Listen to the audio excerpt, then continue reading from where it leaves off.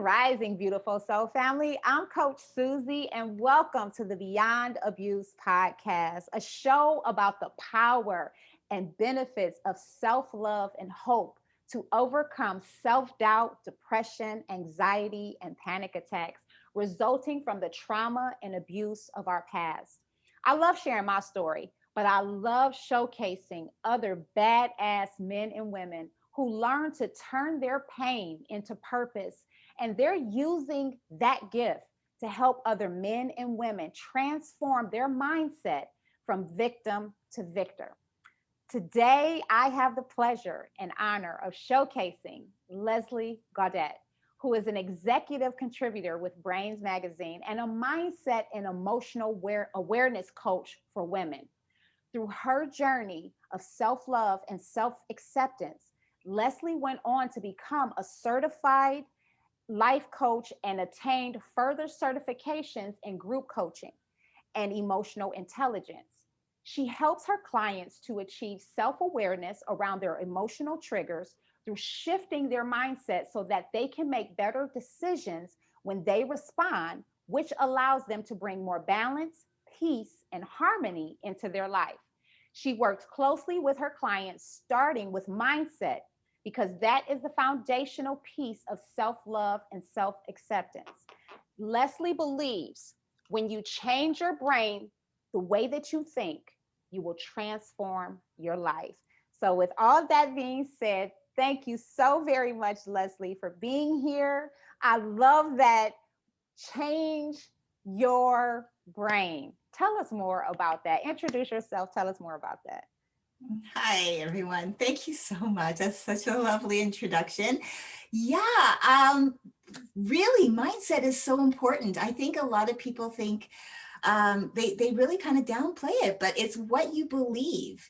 Our mindset, and I think that's because a lot of people don't understand the why people talk about mindset so much. And for me, mindset is our set of beliefs, the things that we've accumulated over a lifetime, whether it's our own personal experiences, whether it's shared experiences with other people, learning from what they're doing, how they react to things, maybe even passed down to us by generations before us, and sometimes even cultural things, right? So you have those cultural and generational beliefs get passed down. And as a child, you don't really have that filter yet because you're just learning. So you're taking everything in like a sponge. If you've heard the terminology, children are like sponges and they just take everything in. But what ends up happening is we don't understand as a child, okay, what's good for us to hold on to and use for our life, and what don't I need? What can I just kind of filter through? And so what happens is, as we go through life, we bring those beliefs with us based on our experiences. What, as I said, we formed those as young adults, as young children, and then into our young adult life, we maybe even make them more pronounced based on further experiences. And then as we're older and we're going through life, a lot of the time, we're not even really recognizing that the way we are reacting to specific things has been in our way of life since we were a kid, because we're not thinking about that. We're just thinking something happens, we get triggered, an emotion happens, we have a response, and then that's how it goes. And that's just a habit that we've formed over life because it's been embedded into our subconscious.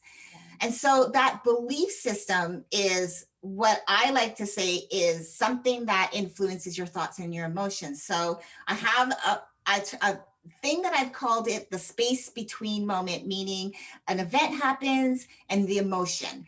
And before you do that, there's this space in between where you decide what you're going to give the meaning to what just happened.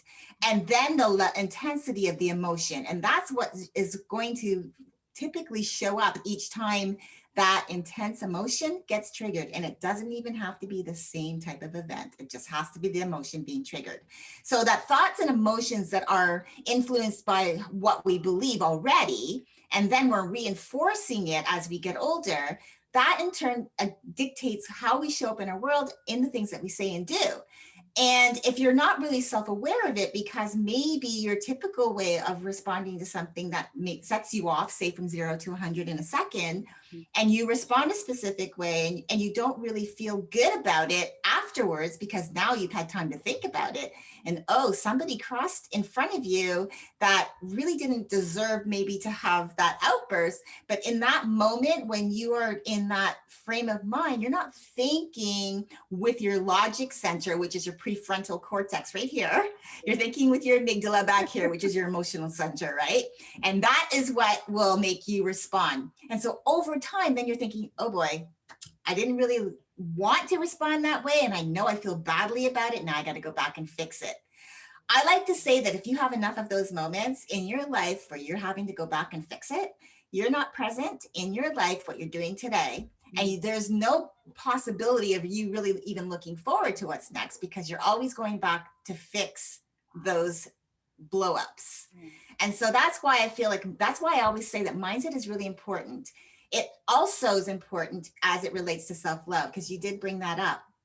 Because self-love is a beautiful term, I believe, and there's a lot of things out there to empower you in that area. However, if you have specific beliefs about yourself, for example, low self-esteem, maybe you have body issues, maybe you were shamed for the way you looked as when you were younger, and you still see that younger self in the mirror when you look, but that's not how you look, but your mind is still seeing that young man or that young woman who was always ridiculed and teased and put down as a young child.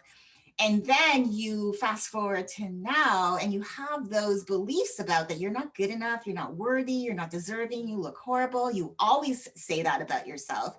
That to go through a self-love program is great, but you might not get out of it everything that you need unless you work on your mindset first. Because if you go into something like a self-love program, which is meant to empower you to make sure that you do things for yourself, that you fill your cup daily so that it's never empty. But if you are looking at yourself that, oh, I don't like myself, I don't like who I am, I'm not happy with myself, I don't like how I look, I don't like how I dress, I don't like how I speak.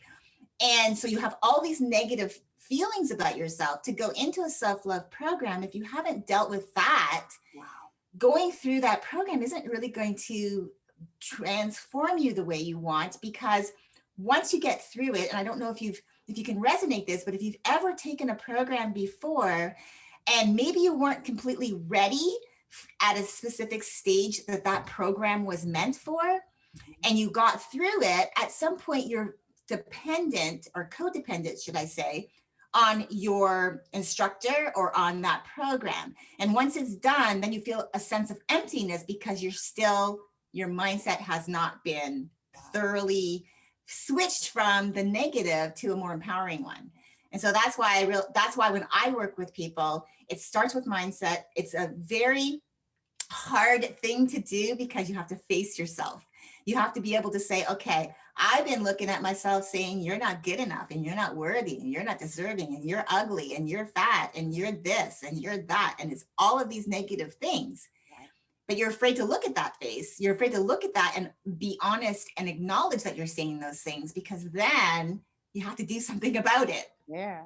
Wow. Right? Because once you admit it and you say it out loud and you realize, oh my gosh, I've been saying this to myself my whole life. Yeah. Why?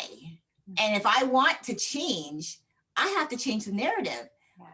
But what ends up happening a lot of the time is that narrative can sometimes be a safety net for some people, because they can use that as something to fall back on. Oh, well, I didn't get the promotion because, well, I don't dress that great. And that person who got it, I mean, she looks way better than I do.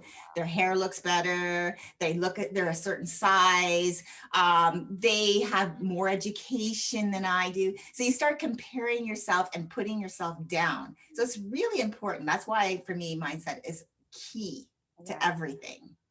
I love that you said that too, because a lot of us weren't taught self-love. Like we don't know what self-love is. So if you don't have the mindset to know what self-love is, then you're not going to know how that feels. Like it really is a mindset thing. It's almost like tricking yourself from the things that, like you're saying, the negative things that you've heard, like I'm not good enough, and telling yourself that you are good enough. It's like reprogramming your brain in a sense, right? To believe Mhm. these opposite things other than what was told to you. Is that correct?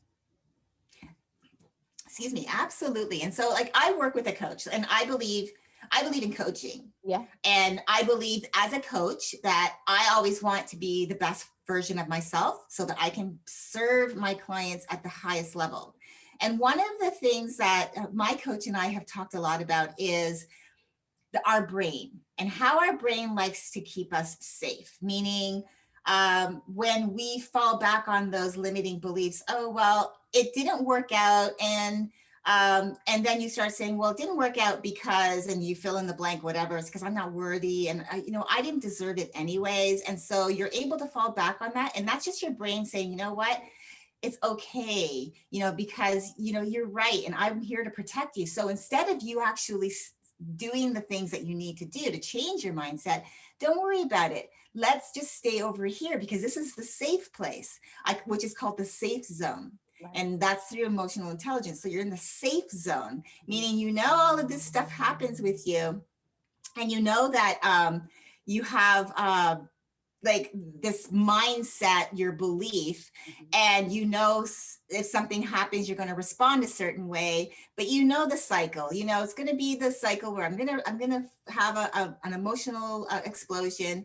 I'm going to cool down. I'm going to go and apologize, and then it's going to go away. And yeah, it might come back again, but I know the routine. Mm-hmm. But coming here, which is stepping outside of your comfort zone, which is, I call it the uncomfortable space. Mm-hmm. Yeah. That's where you let yourself be open to, okay, acknowledging, facing, embracing it, and releasing those things that are holding you back so that you can step into this unknown zone of possibilities. But it's like really super hard because we have to say, we have to actually acknowledge and take responsibility for our own belief, right? And because we're the one holding on to it. Yeah. If I was to say to you, or you were to say to me, Leslie, I don't like your hair. It makes you look whatever.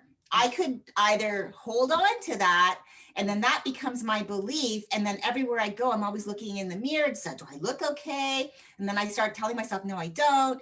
And then I think, well, if she's telling me that, maybe she told me that for a reason. But if I don't get curious around that, to figure out what the reason is, because again, you could be coming from a place that's saying, I'm helping you, where I'm hearing she's criticizing me. And so I'm not taking into effect that, oh, okay, how can I make this better? Because I don't ask. Right. And so there's that whole thing of not only are you taking these beliefs, but sometimes you adopting others' beliefs as your own without asking questions. Like you get curious because someone else's belief doesn't have to be yours. Right. You don't have to believe if something is like, if someone says, I don't like how you dress, but that's how you dress because you feel comfortable, then that's their opinion. It doesn't make it true about you.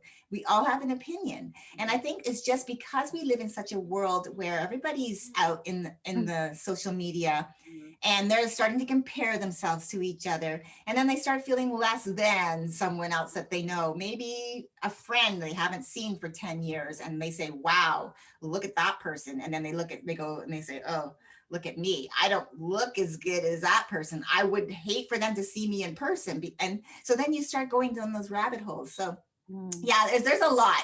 I could get into this very deeply. So what made you want to become a life coach and teach about the importance of mindset and emotional intelligence? What led you down that path?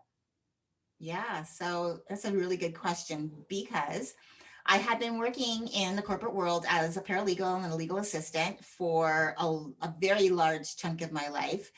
And in the beginning, it was fabulous because I loved the hustle and the grind. And I felt really empowered doing what I was doing. But I think over time, in a corporate world job, I felt like the more money I was going after, the harder I had to work. But Mm. the older that I got, I wanted to work less hard. Mhm. I wanted to still be making that money, but I didn't want to be putting in like hours upon hours. And I was ending up, one of the jobs that I was working, going to work early in the morning, getting there for like 7 o'clock, not getting home until like 7, Wow. 5 days a week, bringing work home, sometimes working on the weekends. And this went on for almost 3 years, like just the last 3 years before I made changes. Mhm. And I at that time was thinking, and I at that time was finally at the boiling point. Mm. It started 10 years, almost 10 years before that, because I was thinking, you know what? Hustle and grind Wow. doesn't really like light me up anymore. I don't like this type of lifestyle. I want to slow down a little bit, or I want to do something that I love. Right. But at that time, I didn't even think about, oh, I have social media. Start Googling. But that didn't happen until 4 years ago when I started looking, Mhm. and I realized I need to make changes, because I literally was feeling like I was one step away from my grave, Wow. because I was working so hard and I felt I would have a heart attack.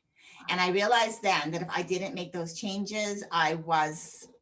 like I said, I didn't know if I would be here today talking to you. So once I started realizing, okay, I have to make some changes, that's when I went on my self love journey, self growth, learning about myself, learning about things that are out in the world, what other women are doing, getting involved, meeting new people, just getting out there and meeting strangers, Mhm. that I just go by myself to an event and just meet people, which was unheard of for Yes. me. And when I did that, I realized, I have like a lot of things that I went through as a young child. Mhm. And I think part of that was what shaped me to be so stubborn and staying in the position that I was in. And because a lot of that was self-worth, not thinking that I was worthy of anything more.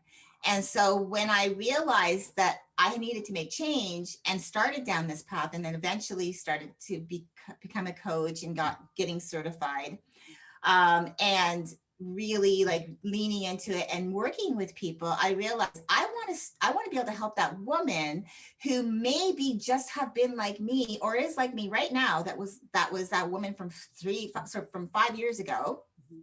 and she's like on this road to, she knows, if I don't make changes now, I don't know what's going to happen. Because part of that too was my marriage. I mean, I've been married actually 25 years, I should say, almost 26 years.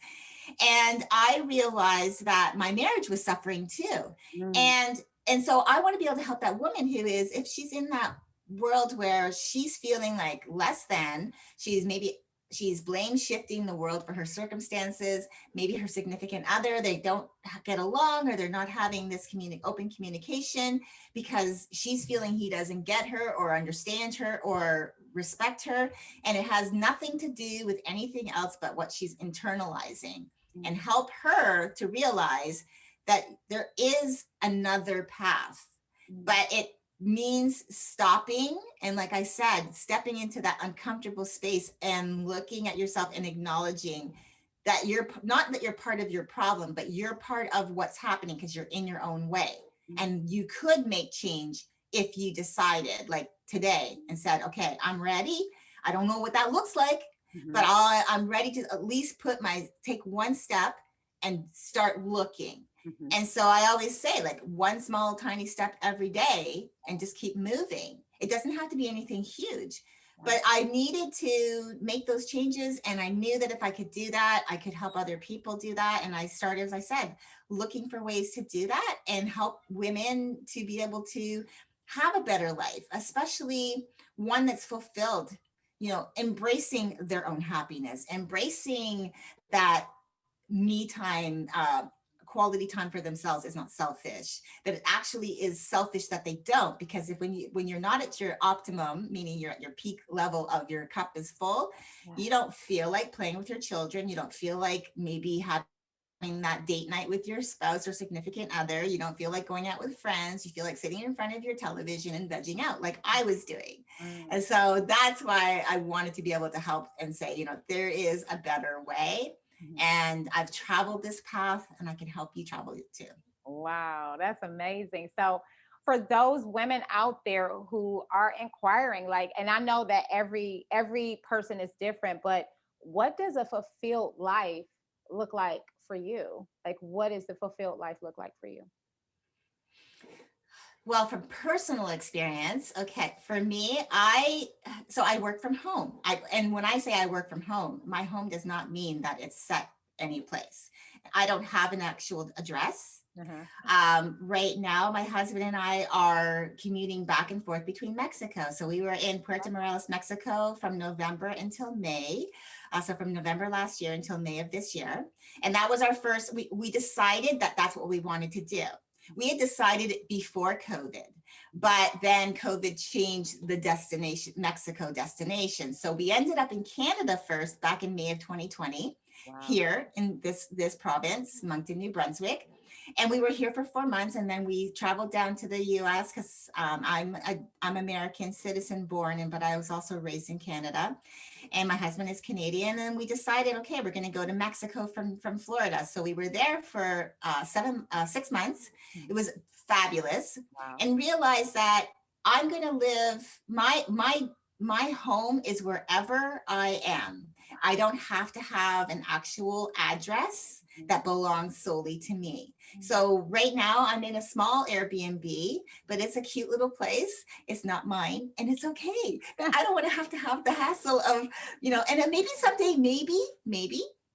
In fact, I'm actually thinking about it, is actually having our own maybe destination where we do have a couple of homes here and there so that we do go there. But right now, I'm excited to just see different places. And once my little pup, he's 15, once he passes on, then who knows? Because I know we want to go to Thailand. We've got invitation to Bali from someone that I reconnected with. Just different places, and I can work anywhere. I don't need to be at one place. And so for me, that's part of it, is embracing a lifestyle, nomadic lifestyle that has allowed me to just live my life.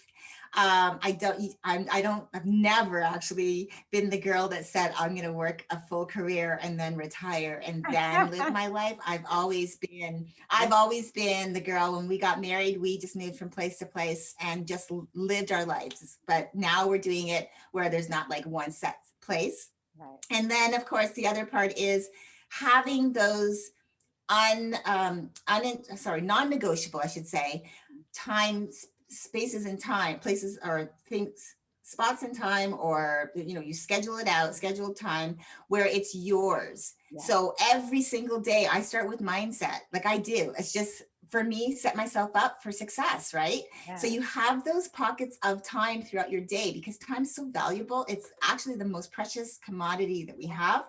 We forget that.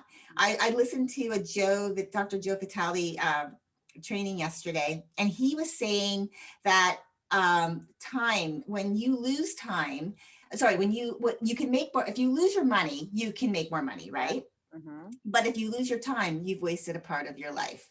So, and it's like, you can't get it back, but you can make more money, because money comes and goes, but time, it waits for no one and it continues on. And so for me, using my time, that I decide when I'm going to work, I decide where I'm going to live, and I decide how much time I'm going to spend on each thing, and making sure that part of that time is devoted, non-negotiable time, to me, and then quality time with friends and family.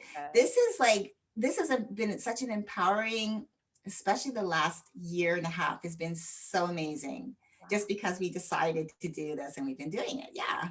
Wow, that is amazing. Yes, and I think I do agree that success and freedom, it looks different from everybody, but I think that really is what everybody is looking for. They're looking for to be able to manage their time, to be in control of their time, because you're right, we don't get that back. And I think so many more people are starting to realize that I've wasted years on something that I never even really cared about, and that's time Mhm. that I can never get back. But going forward, I do have that option. And you have people out here like Leslie that are helping you to change your mindset, to get you to that space of freedom or success, whatever success or freedom looks like for you internally. So tell us about what you offer. What does coaching look like, or what programs do you have, or do you have any books? Let us know what you have,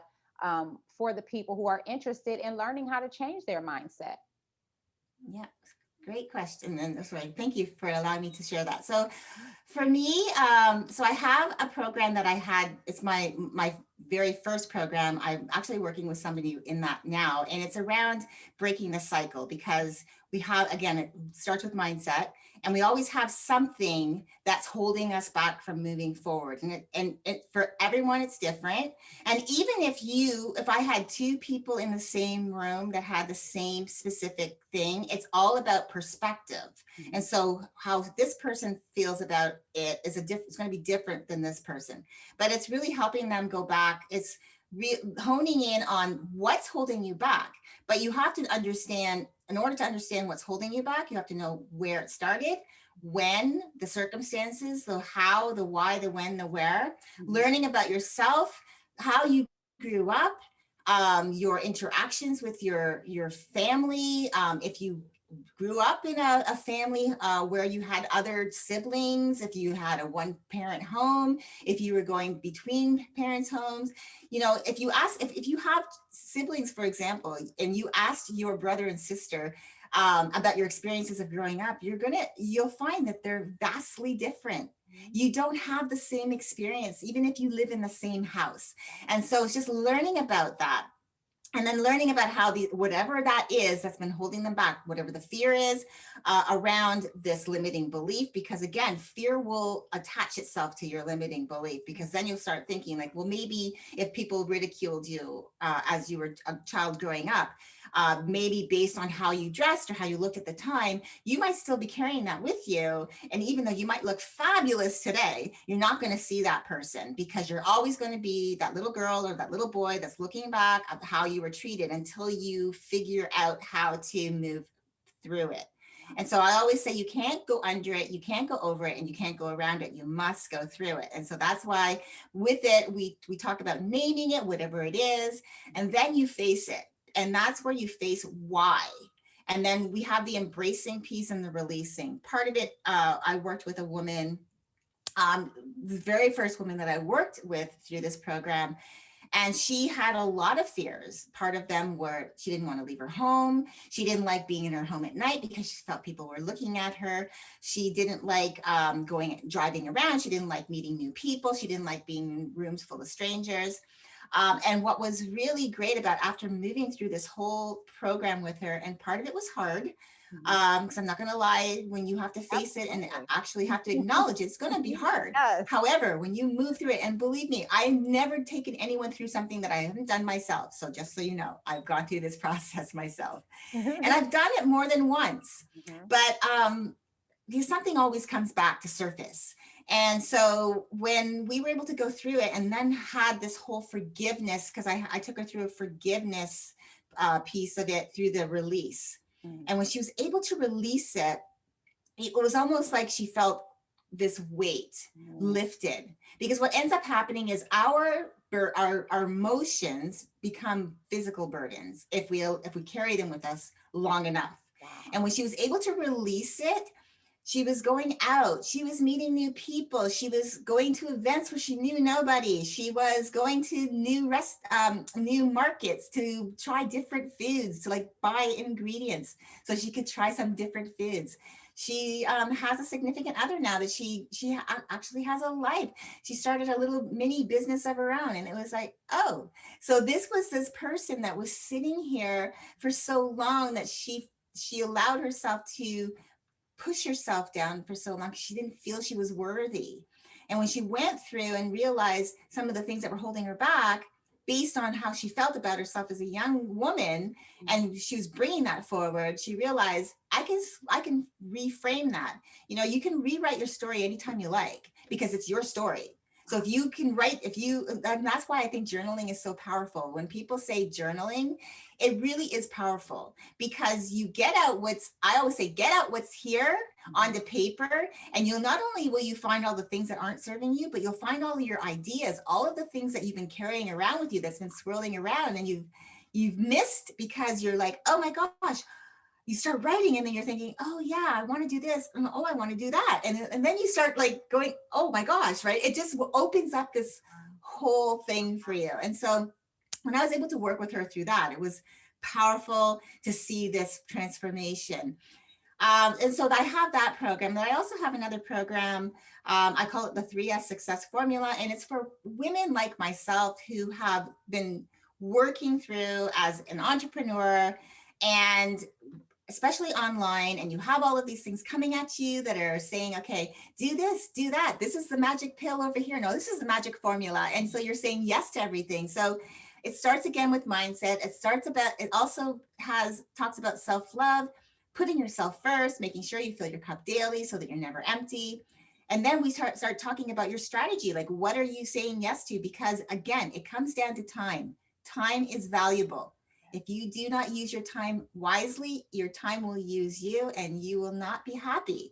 You won't have that life that you want because you're saying yes to everything, overextending yourself, overwhelming yourself, and you might not have time for your loved ones. Because I actually had a young lady say to me, I feel guilty when I take time, that extra time that I have available to me, that's not working on my business, and I'm doing it for me because I'm thinking I should be using that for my business.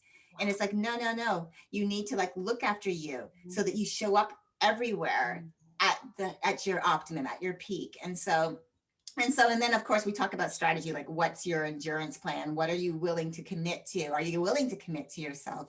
Because these are things that if it I from experience, I've gone down 1,000 rabbit holes. I have many programs that I have bought, webinars that I've signed up for that I've never attended, products that I still have sitting in my Trello vault that I haven't opened or I've only briefly started. And that was before I decided it's time.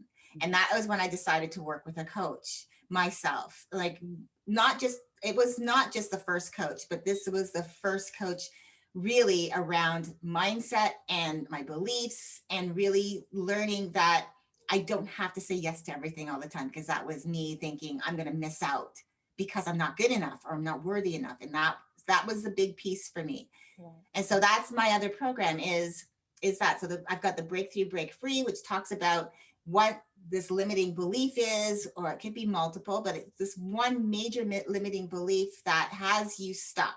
And we go back and figure out the why, the when, the how, the why, the where, all of that stuff to help you then move through it so that you can start loving yourself and be able to like look yourself in the mirror and say, I see you, I love you, no judgment, no criticism, you are amazing. And then you start really like building from there. And then the other one is really geared towards the woman who's already there, but she's still the mindset around trying to build her business. And I'm not saying I'm a business coach, because I'm not. Right. But I want to be able to help you say, okay, don't go down all those rabbit holes if they don't mean anything to you right now. Just because you have 10 steps to your goal doesn't mean that all 10 steps are going to be the ones that you go through, because when you're open to and accepting that maybe something better comes along, that really takes you even further than what you had anticipated, that's when you can say, okay, I don't have to say yes to this thing that came in, because even though it fit for a part of my goal, like 10 steps down, it might not if you just focus on now. And so I help with that. So that's that program that I have. Yeah, that's awesome. So Thank you. we're a little over, but what Okay. what what words of motivation, what words of encouragement, or what words would you say to that woman who is dealing with, emotional triggers or things that she's going through? Speak to that woman before we end the podcast today. Yeah, absolutely. I just want every woman out there to know that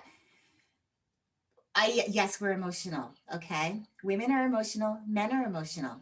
Oh, wow. No one's ever told you that? Well, yes, we're all emotional. We were born with emotions. Each sex was born with emotions for a reason, so that we could love, so we could have all of these different things come to us and learn from them. And I want that woman to know, who, if she's listening to me today, because she's in her own head saying, I've been told that I'm overly emotional.